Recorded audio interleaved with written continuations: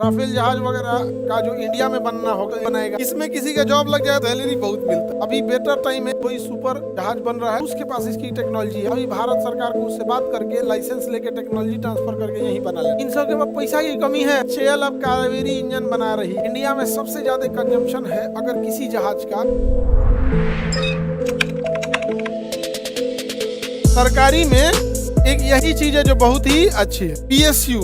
PSU का मतलब होता है पब्लिक सेक्टर अंडरटेक। इसमें किसी का जॉब लग जाए तो सैलरी लाख रुपया वाला भी कहता है मेरी सैलरी लाख, इससे सैलरी बहुत मिलता है। PS public sector undertaking. अच्छा, ये कंपनी कौन होती है? ये सरकार के अंडर में कंपनी होती है, लिस्टेड होती है। इसमें होती है लिस्टेड होती है, यानी शेयर मार्केट में लिस्टेड हो जाती है, तो इसमें कुछ हिस्सेदारी आम पब्लिक के पास भी चली जाती है। जब भी आप कोई चीज शेयर मार्केट में लिस्टेड करते हैं तो कंप्लीट हिस्सेदारी आपकी नहीं रह जाती है, कुछ शेयर पब्लिक में भी चली जाती है। तो पब्लिक सेक्टर अंडरटेक ये बहुत बड़ी कंपनी होती है भारत में, पीएसयू वगैरह होती है। भारत में कई बड़ी बड़ी कंपनी होती है, इसको कई अलग अलग कैटेगरी में डालेंगे। पीएसयू की कंपनी भारत सरकार की बड़ी हिस्सेदारी होती है।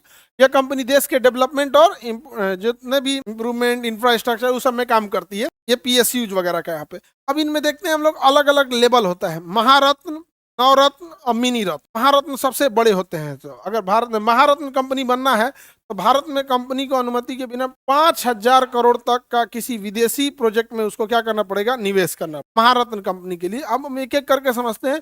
पीएसयू में कितनी कैटेगरी होगी? 3। सबसे बड़ी कैटेगरी महारत्न, नवरत्न और मिनी रत्न। अब कौन सी कंपनी को महारत्न बनना है? वो सरकारी कंपनी होते हैं, लिस्टेड होता है, तो उसका कुछ शेयर प्राइवेट के पास में भी होता है। उसमें क्या क्या चीजें होना पड़ता है देखिएगा कि वो कंपनी पहले से नवरत्न होना चाहिए। तो भैया पहले आप मिनी रत्न होंगे, थोड़ा और कमाएंगे तो नवरत्न बनेंगे, और रत्न कमाएंगे तो महारत्न बने। ये तो नॉर्मल सी बात है कि ग्रेजुएशन वही करेगा जो कम से कम मैट्रिक पास हुआ हो। ये तो सबको पता है। आप ये कंपनी कितनी बड़ी होती है इसको ध्यान से समझिएगा। सेबी के नियमों के अनुसार ये लिस्टेड होनी चाहिए। ये तो भाई शेयर बाजार में है तो सेबी के नियम को फॉलो करना पड़ेगा। इसका नेटवर्थ अब देखते हैं। पिछले 3 वर्षों में इसका औसतन एवरेज टर्नओवर 25,000 करोड़ का होना है। सालाना इसका टर्नओवर कितना होना चाहिए? 25,000 करोड़ का टर्नओवर होना चाहिए। सोचिए कितनी बड़ी कंपनी होगी।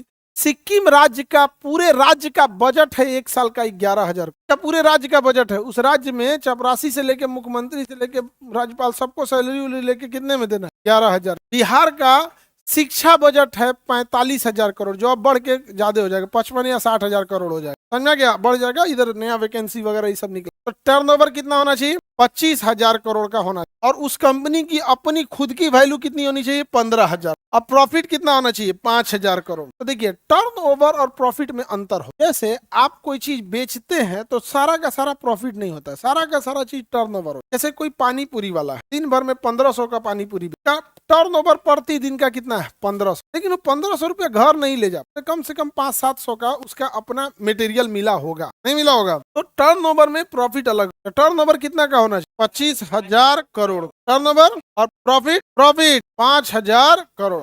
कंपनी के व्यापार क्षेत्र में अंतर्राष्ट्रीय बाजार में महत्वपूर्ण उपस्थिति होनी चाहिए। तो भैया 5,000 करोड़ का प्रॉफिट है, 25,000 करोड़ का टर्नओवर है, तो इंटरनेशनल व्यापार नहीं होगा? बहुत होगा।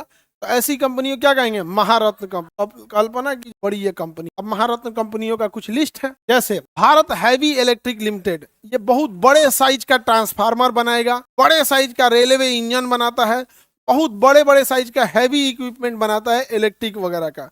तो हो गया Bharat heavy electric. Bharat petroleum, अब देखते हैं जितना पेट्रोलियम वगैरह है कौन बना रहा है? भारत पेट्रोलियम वगैरह। देखो हिंदुस्तान पेट्रोलियम, एक तो भारत पेट्रोलियम है। Coal India limited, gas authority of India limited, इसे गेल कहेंगे, gas authority of India limited. Hindustan petroleum, Hindustan petroleum. Indian oil corporation, national thermal power corporation, NTPC, बिजली घर। इन सब के पास पैसा की कमी है। बिजली आप कहाँ से खरीदिएगा?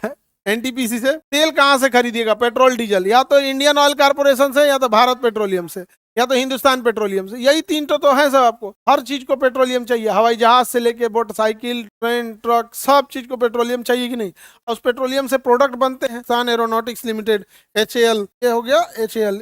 ये सब बड़ी बड़ी कंपनियां हैं। राफेल जहाज वगैरह का जो इंडिया में बनना होगा अगर फ्यूचर में, तो HAL बनाएगा। सुखोई जहाज को रूस से लाइसेंस लेके HAL बनाता है। ये जितनी बड़ी कंपनियां हैं इनका कम से कम सालाना प्रॉफिट कितना होना चाहिए? 5,000 करोड़।